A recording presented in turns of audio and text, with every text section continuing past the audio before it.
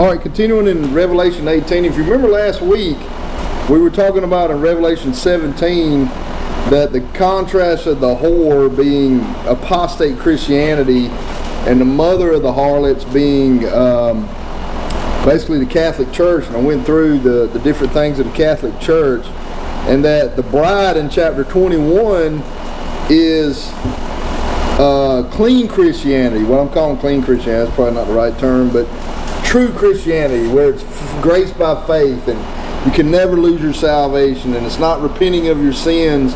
That's what we're talking about as far as the bride and then the whore. And what we're going to see now is that if you look in 17, for God has put in their hearts to fulfill his will and to agree and to give the kingdom unto the beast, unto the words of God shall be fulfilled. And the woman which thou sawest is that great city which reigneth over the kings of the earth. So God has put in these people's heart to destroy Babylon.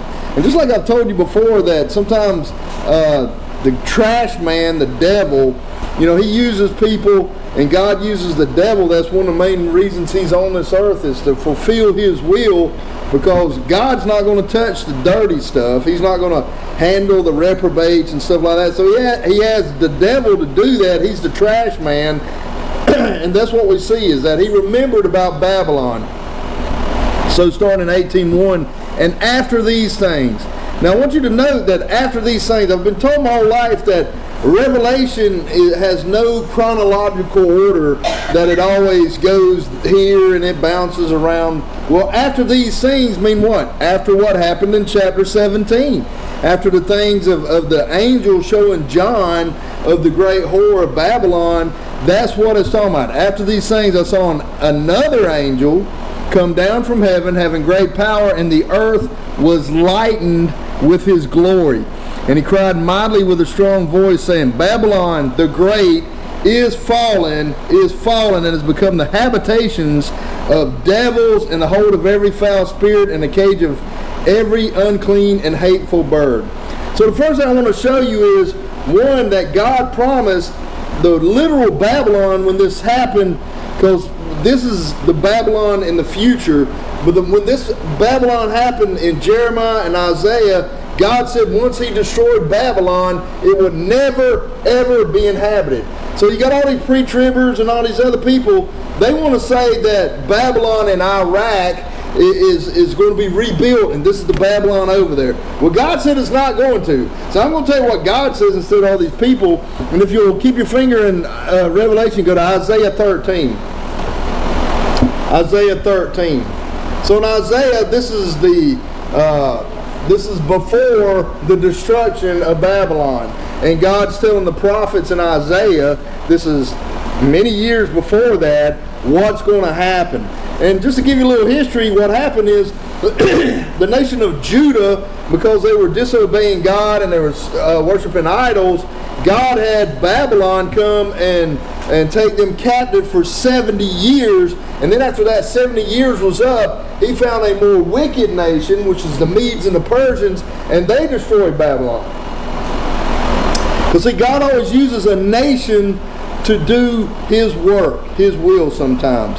And it's always a more wicked nation. So Judah was wicked at this time, but Babylon was even more wicked. So in Isaiah, let me quit talking and get there myself.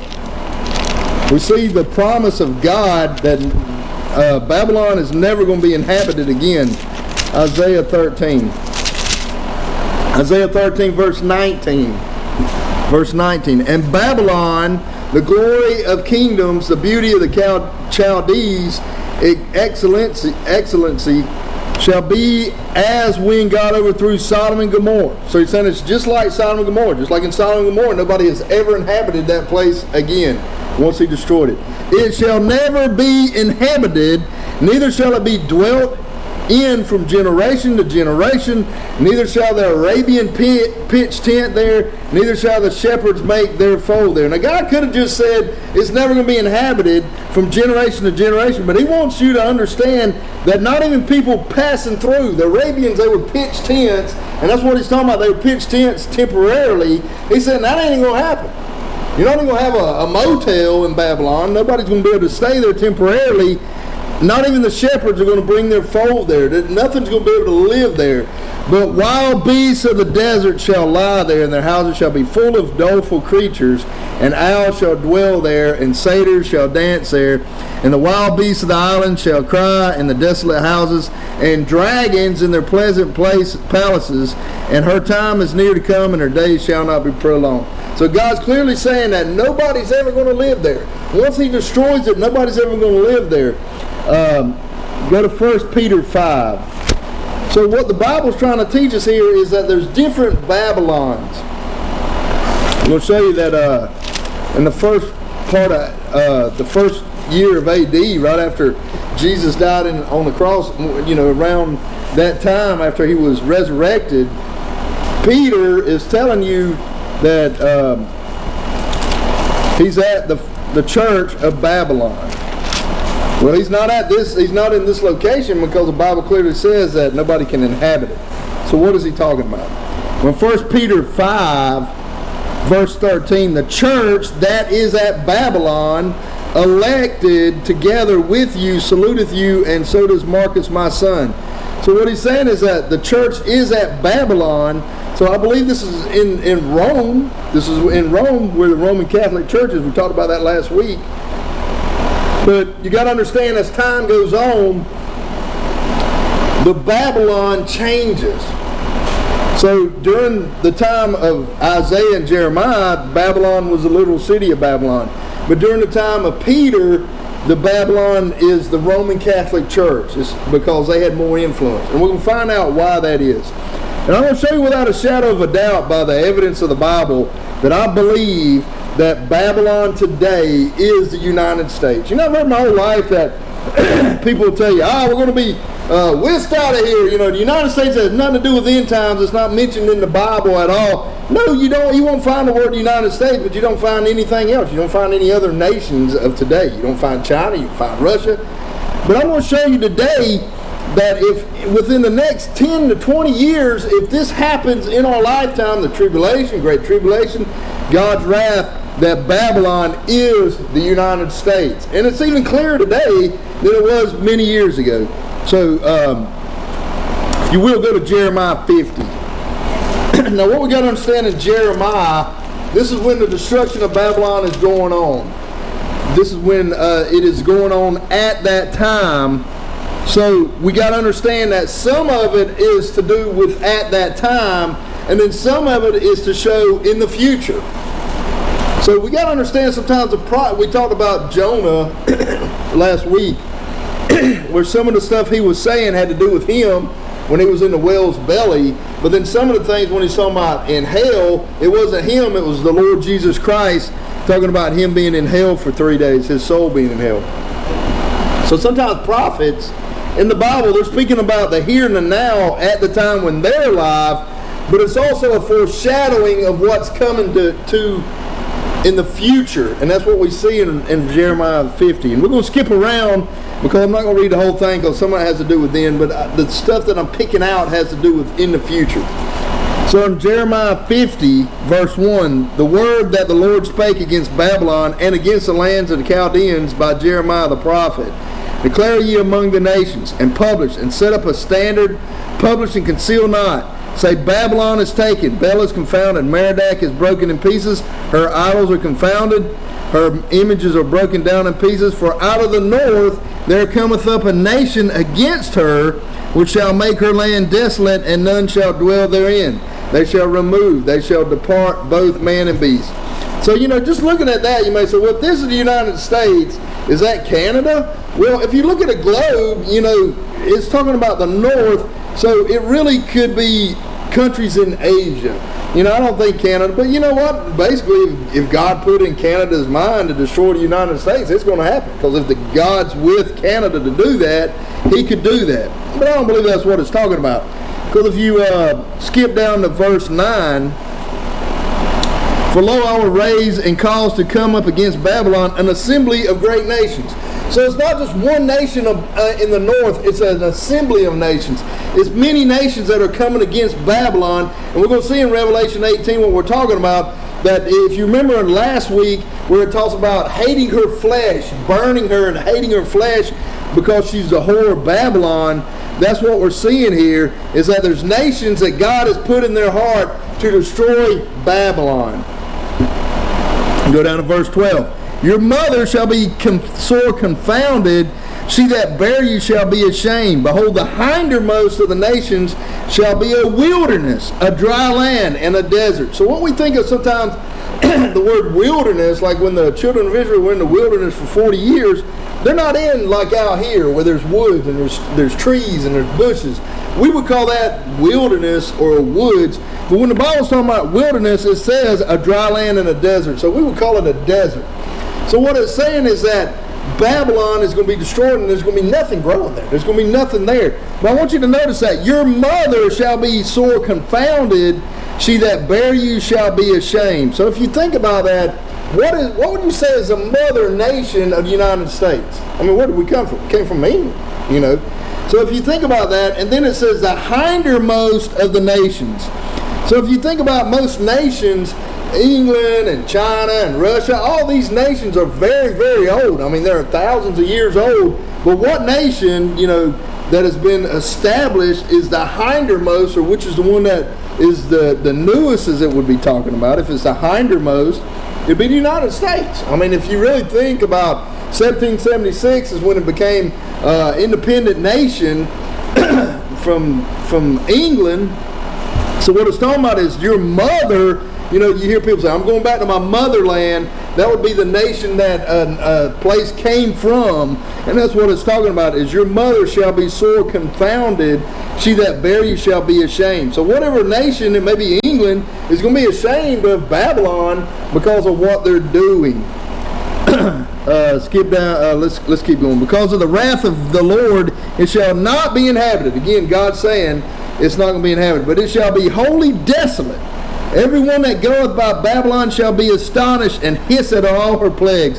Put yourself in array against Babylon round about. All ye that bend the bow, shoot at her. Spare no arrows, for she hath sinned against the Lord.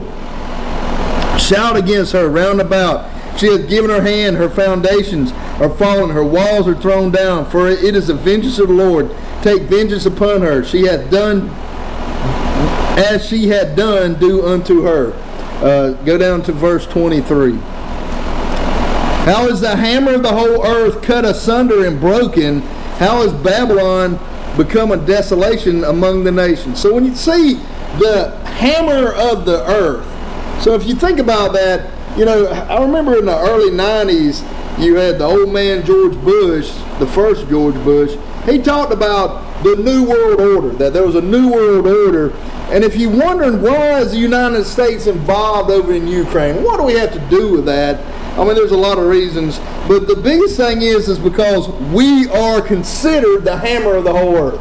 Now, a lot of it has to do with because Russia doesn't believe in homosexuality, and they probably don't believe in the New World Order and all this forced government stuff, but that's not really what's going on. So the hammer of the whole earth, if you think about the other nations, the other Babylons, when you had the Roman army, you know, they were the ones that ruled the nations at that time, and they were rough. I mean, you know, they crucified Jesus on the cross, they put him on the cross.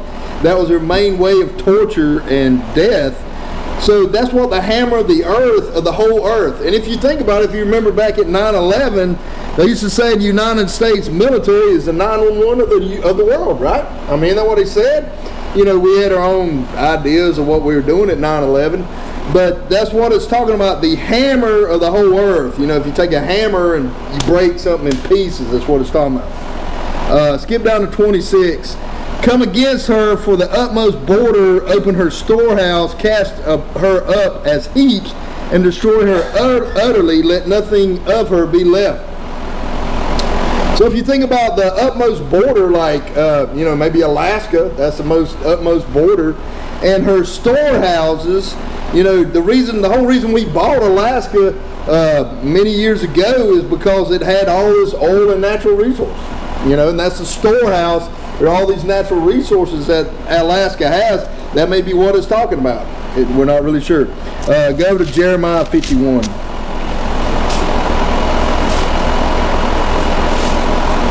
You say, I'm not convinced yet. Well, hold on.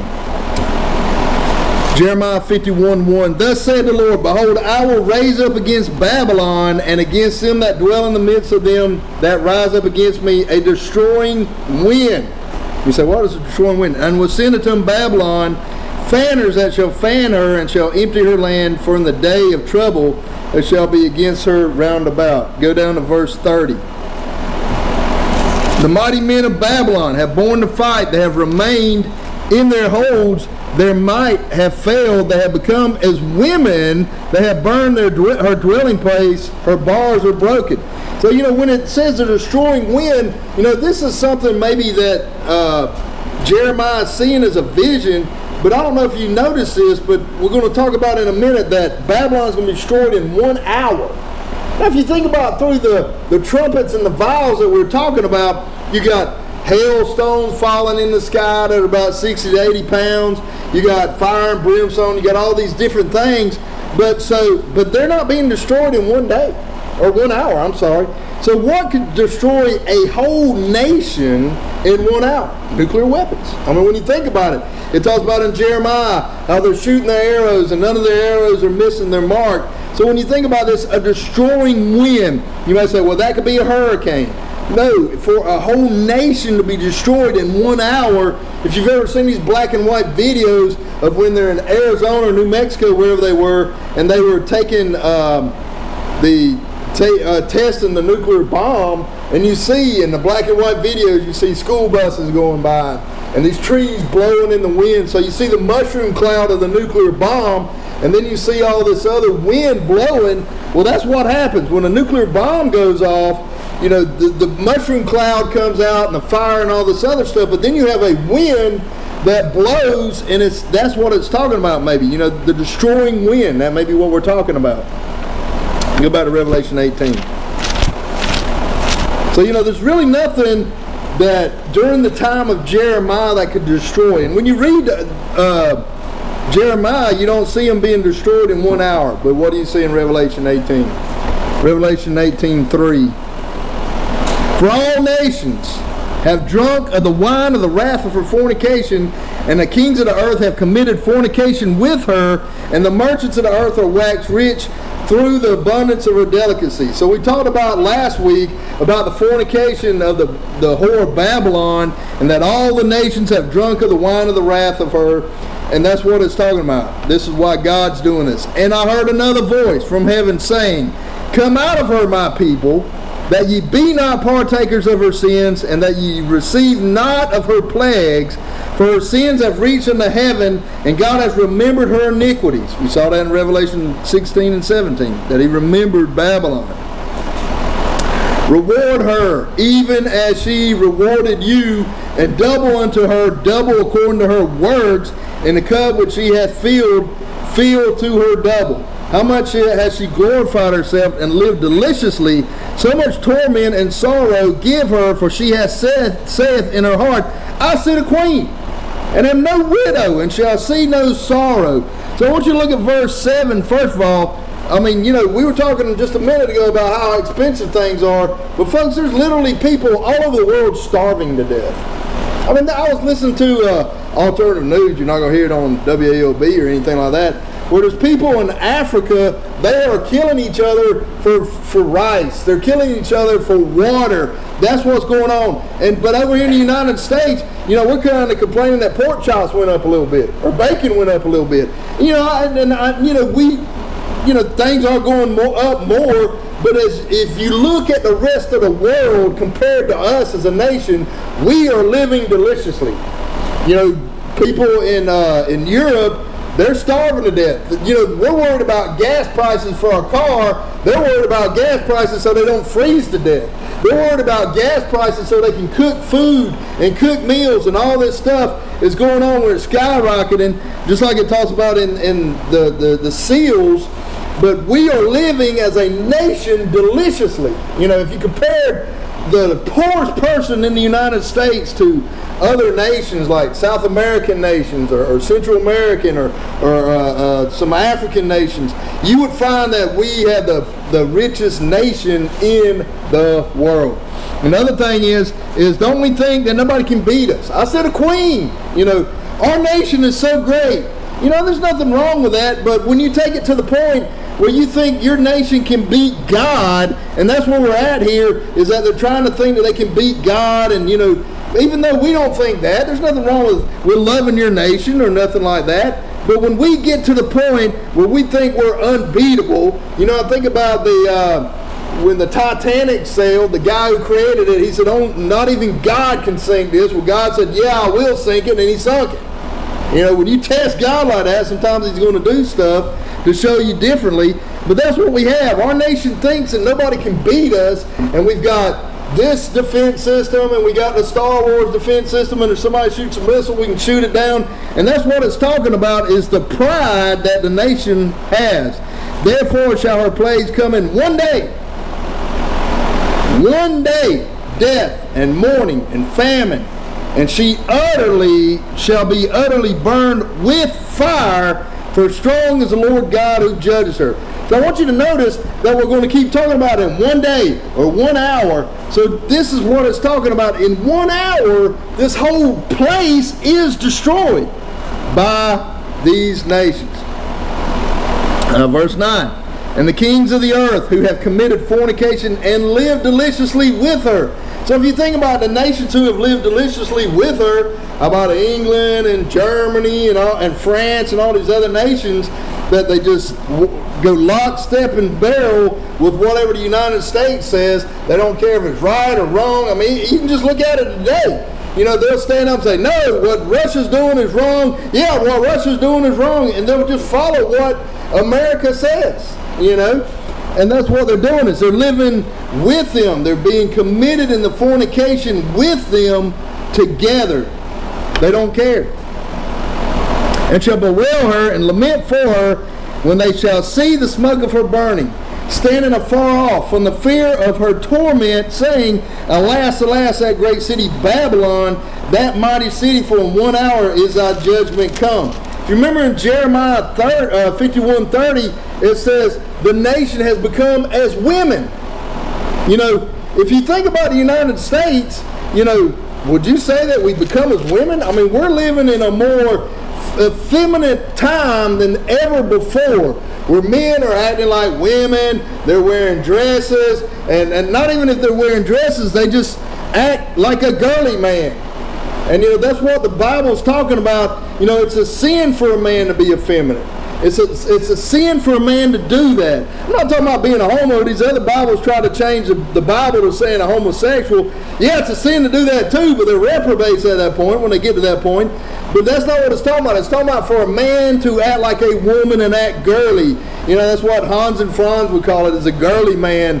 If you remember that on Saturday Night Live, that's what it was talking about. A man who was acting girly, who was not acting masculine. See, God wants us as men to act masculine, and he wants women to act feminine. We're going to talk about some of that on Sunday with Mother's Day, is acting feminine.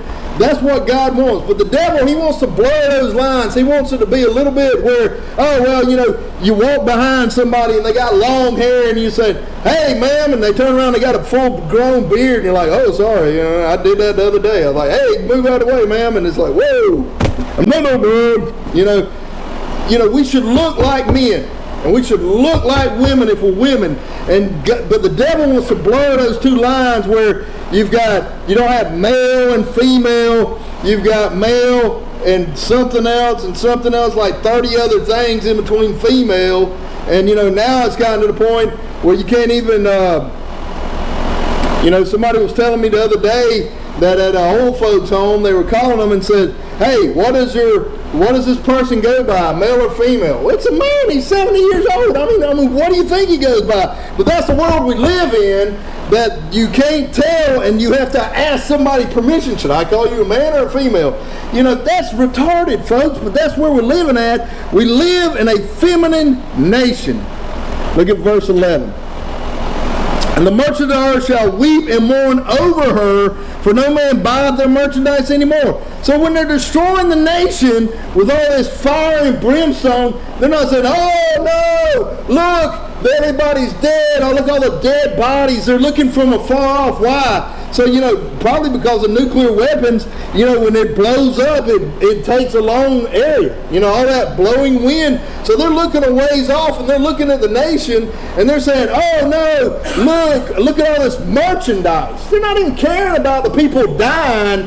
Why? Because they've been deceived by this nation. They're mad at them.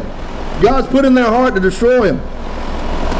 They're weeping over the merchandise. So look at this. The merchandise of gold, silver, precious stones, of pearls and fine linen and purple and silk and scarlet and thyine wood, and all manner of vessels of ivory, and all manner of vessels of most precious wood, and of brass, and of iron, and marble, and cinnamon, and odors, and ointments, and frankincense, and wine, and oil, and fine flour, and wheat, and beasts, and sheep, and horses, and chariots, and slaves, and souls of men.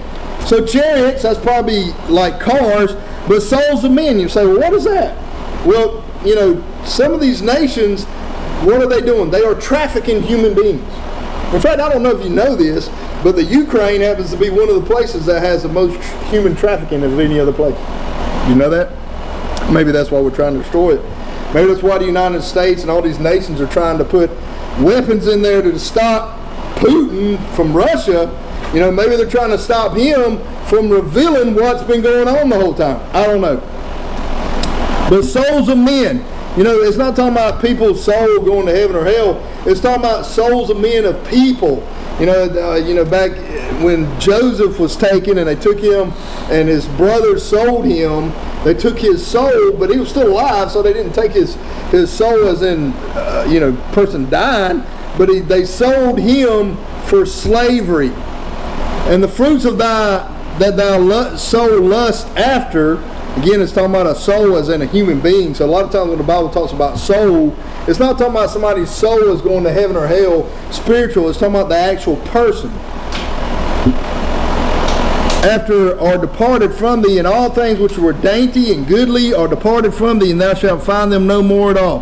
The merchant of these things which were made rich by her shall stand afar off for the fear of her torment, weeping and wailing. So again, why are they crying? Are they crying because, the humanity, the place is burning to death, people are dying? No, they're worried about this country buying their junk, buying their made in China stuff, their Walmart, their Dollar General stuff. They're saying, oh no, this nation's not going to do that. Now, if you think about any nation in the world, what nation consumes more goods than any other nation? It's the United States, without a doubt. Because we're living deliciously, we can have mangoes when they're out of season, or grapes when they're out of season, or whatever, where normally when you read the Bible you'll see that there's a certain season and only rich people got those fruits and vegetables or whatever brought from another place because they had the money. And then if you think about the harbors on the coast, like in Savannah or over in California, you look at these little blocks. If you look at them from up above, they look like little bitty Legos or different colors, and they're sitting there, but they're train cars, and they're full of goods. They sit on top of a semi-truck or on a train, and that's what those things are. They're full of things. And so the country that consumes more goods than any other person or any other nation, I've heard people say, well, it's Vatican City. Well, we talked about Vatican City. We talked about the Catholic Church, but I don't believe it has anything to do with Vatican City in Rome, because they don't consume as much goods as we do. I don't think these nations will be all sad about the Pope and them burning because they can't consume all these goods. They're not buying it because they're thinking about, we got all this stuff and we got nobody to sell it to now. We got nobody that's going to buy that. They're not really thinking about anything else but money.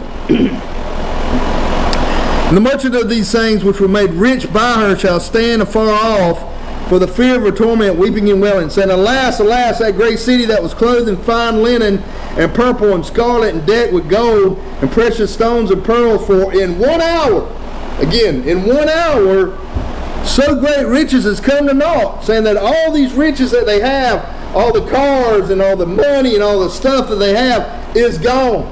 It's burned up. Now again, if you think about what could happen in 1 hour, that would destroy a city or a nation or whatever, it would definitely be nuclear weapons at this time. You know, if this happens anytime in our lifetime in the next 20, 30, 40, 50 years, you know, it's going to be nuclear weapons, because there's nothing else that can destroy a place so much as in 1 hour. And, you know, people probably said, well, 1 hour doesn't mean 1 hour. No, God keeps telling us 1 hour, so I got to believe that it's 1 hour. And cried when they saw the smoke of her burning, saying, what city is like unto this great city? You know, so this nation, this city, it calls it a city, but sometimes when it calls it a city, you know, they had cities, but they didn't have nations really. A lot of times a city would be the place. But, you know, this could be a nation. So I don't want you to get confused and say, well, it's talking about a city, so could it be which city? But it's saying, what city is so great as this city? If you remember us talking about the Antichrist, when he dies, they think, you know, who can defeat the Antichrist? And that's what it's talking about, is that this city is so great in power and might that they can't believe that it's gone in 1 hour.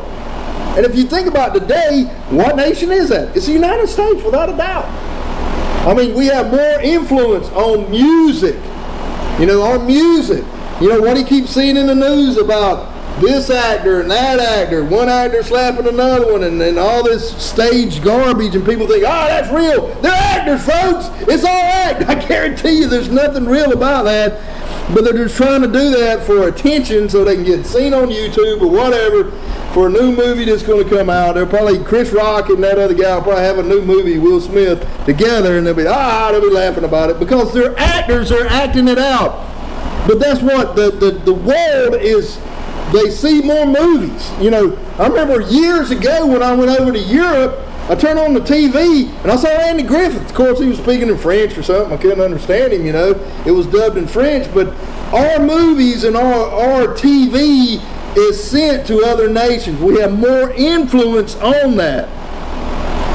When you think about it, where is the worldwide system of government? You know, where is it? It's in New York City.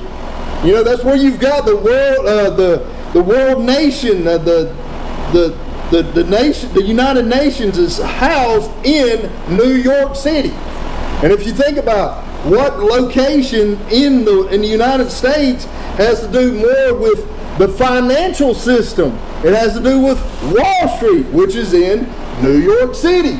All these places are in the United States because they have influence over the whole world.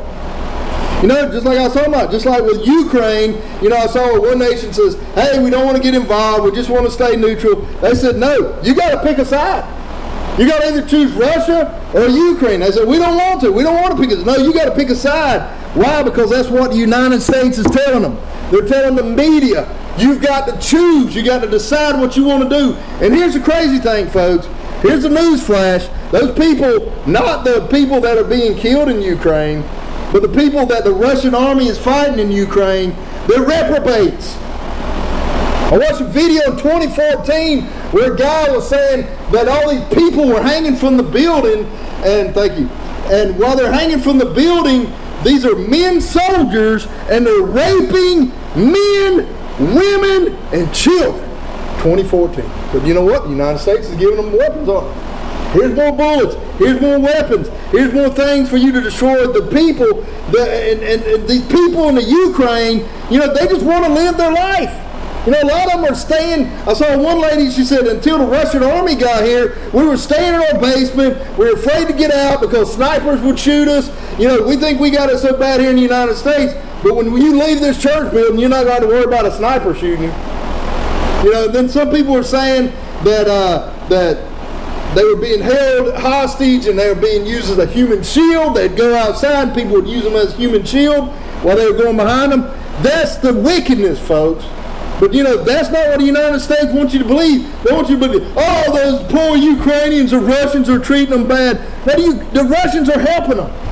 But they're not going to tell you that because that's not their agenda. They want every nation to bow down. I heard a video, and, you know, I'm not saying that Putin is any kind of saved person, but compared to Joe and the Ho we got up there in Washington, you know, I don't know. You know, Putin may be with the Russian Orthodox Church, which teaches you got to work to be saved or whatever.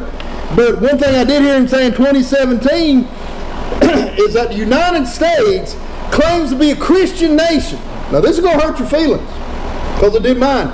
Claims to be a Christian nation, but then they're trying to shove down our throat two men, two mamas, two daddies, whatever. And that's what he says. We don't like that. So what's happening over there in the Ukraine? You know, Russia's trying to help these people out, but you know, no, the United States, they don't like that. Because these Russians, they don't want to go along with the queer things. They don't want to go with the homo agenda. They don't want that shoved down their throat. So since they don't want to go along with the New World Order, that's what's going on over there. And if you disagree with it, then the United States will do whatever. Why? Because they're the hammer of the United States. They're the hammer of the world. And you may not like that, but I don't care. But you can see it more now than you ever could before. The media has all this emphasis and all this stuff. If you said, I mean, I saw a guy, he said, I just tried to show the truth, and they shut me up.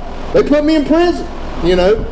So if you don't go along with what the United States says, the media, whatever, the queerdom, whatever it is, they're going to shut you up. And that's what we see, is the influence of Babylon. That's why I said the United States is there. And if you couldn't see it a couple of years ago, surely you can see it now. I mean, it's obvious. So, you know, and I've got a positive thing at the end. Don't think, oh man, this is terrible.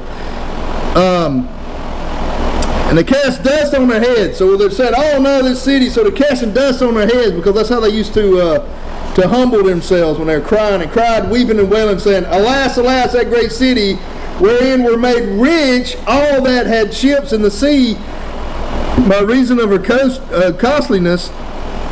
Again, for 1 hour, she's made desolate. In 1 hour, everything's gone. God's making an emphasis. In 1 hour, everything's gone. And a mighty angel took up a stone like a great millstone and cast it in the sea, saying, thus with violence shall that great city Babylon be thrown down, and shall be found no more at all. You know, in Revelation 51, at the end, I forgot to show you that, but what happened at the end after all this stuff was being prophesied, Jeremiah wrote it and put it on a rock, and he threw it into the river Euphrates to be sunk down. And he was saying that when this rock falls down, the same way it fell down in the water is the way Babylon was going to be destroyed. I suggest that you read Jeremiah 50 and 51, you get a better idea. We don't have time to go through all of it. And the voice of harpers and musicians and of pipers and trumpeters. Didn't I tell you that the music of the United States, the hip-hop, the country, whatever it is, you could go to any country in South America or in Europe or whatever, and you could hear our music. You know, it may not be in the same language or whatever, but you'll hear the same music there. Again, I remember when I was in Europe, the music that was being played in the United States, you could hear in Europe, in the restaurants and stuff. So what is this? This is talking about the voice of harpers. You know, so the United States has a lot of emphasis on the music of today. And no craftsman, and whatsoever craft he be, shall be found no more in thee. And the sound of a millstone shall be found no more at all in thee. And the light of a candle shall shine no more at all in thee. And the voice of the bridegroom and the bride shall be heard no more at all in thee. For thy merchants were the great men of the earth, for by their sorceries were all nations deceived. What sorceries are they talking about? Well, just the witchcraft that's going on in the United States. Giving the reprobates over there in Ukraine more weapons and more bombs of sorcery. You know, I was listening to a guy a couple days ago that I listened to. I don't know if he's saved or not, but he was talking about somebody's running this country and it ain't Joe Biden. And I'm thinking, yeah, that's right. It's the devil. You know, there's no doubt about that. And I don't think that's what he was talking about. But, you know, Joe Biden is up there stumbling and bumbling and talking like a goofball because that's what he's supposed to do. Y'all think, well, they're going to take him out, and, you know, I have no doubt that they're going to take him out because they want to put a woman in charge, and that's Kamala. That's the whole purpose. That's the whole purpose of this women's rights stuff. You see commercials. I mean, just watch the TV, the commercials. You see this woman doing that woman doing that. And look, you know, I'm not down on women. Like I said, Sunday's Mother's Day. You know, I love women so much I decided to marry one. But that's not the point. The point is God has different things for women, for men. And never did, in fact it says, I think it's in Psalms, that cursed is the nation that's ran by a woman. But for some reason, I don't know, they want Kamala Harris in there. Or maybe it could be the Speaker of the House. I don't know. But we don't know. But I want you to see that the sorcery is the witchcraft. And you say, well, what witchcraft? Well, just the stuff they do. We don't see it. We don't see behind the lines or behind the scenes of what they're doing. A lot of these politicians, they do all this weird stuff. They drink blood and all this stuff that we're not even talk about. That's the sorcery they're talking about, because they hate God.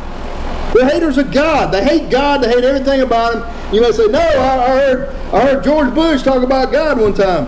Yeah, it's a different God. It's the God of the earth, not Jesus Christ. So, but I want you to look at, I want you to turn, well, let's finish up. And in her was found the blood of prophets and of saints and all that were slain upon the earth. So when God has them destroyed Babylon, what does He see? He sees the blood of the prophets and of the saints, because all this stuff that's going on that we talked about in the Great Tribulation is Babylon is part of it.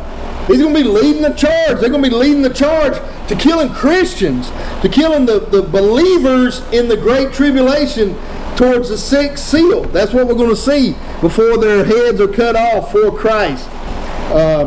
Go to Philippians 2. And while you turn to Philippians 2, I want to tell you, even though Babylon, if it is the United States, and I believe within the next 30, 40 years if this happens, then Babylon, the United States is Babylon.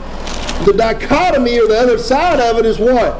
That even though we've had all this wickedness, we got all this garbage and this queerdom and this abortion and all this stuff that God hates, on the other side of it, you know what we've had?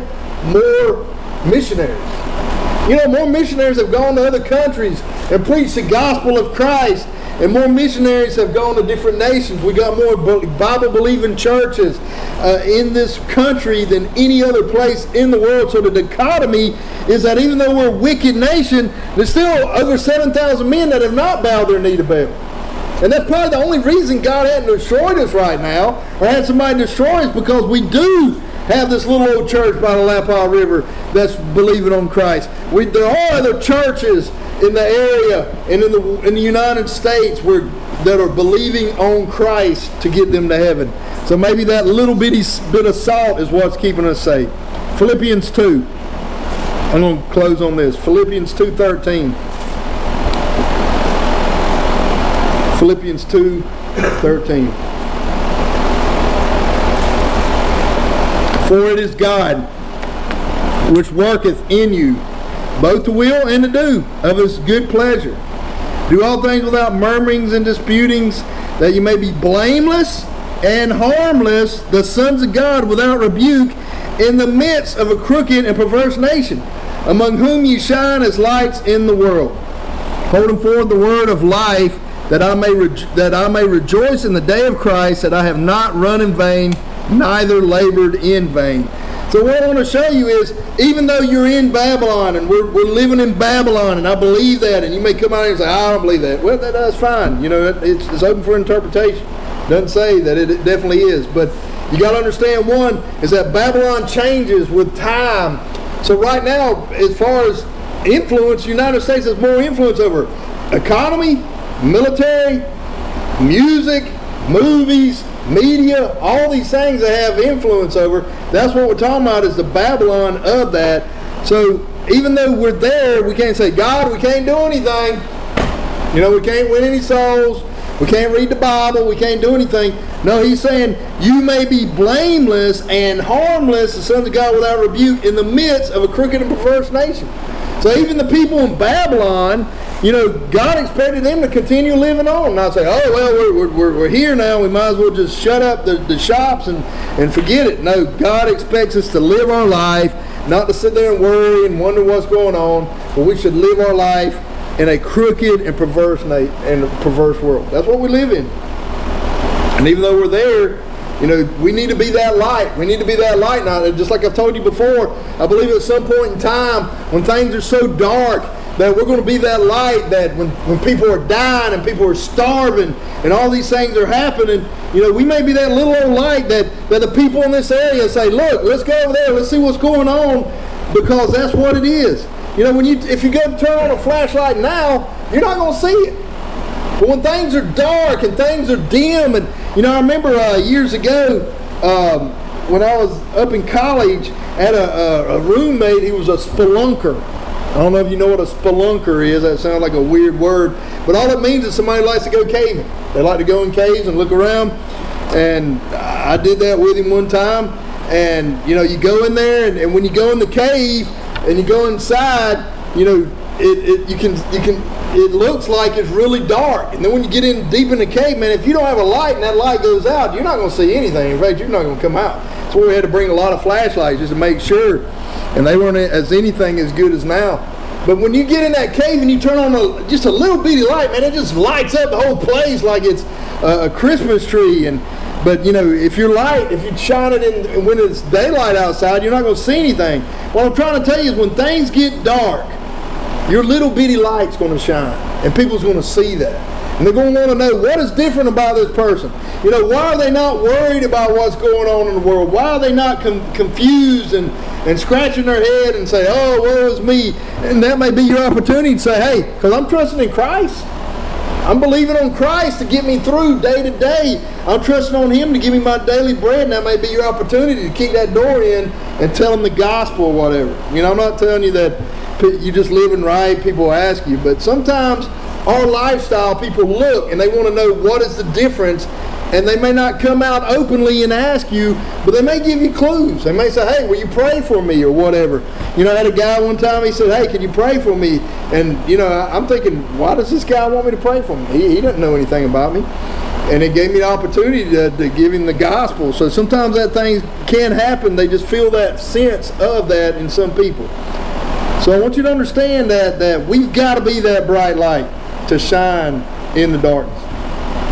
Bow and have a word of prayer.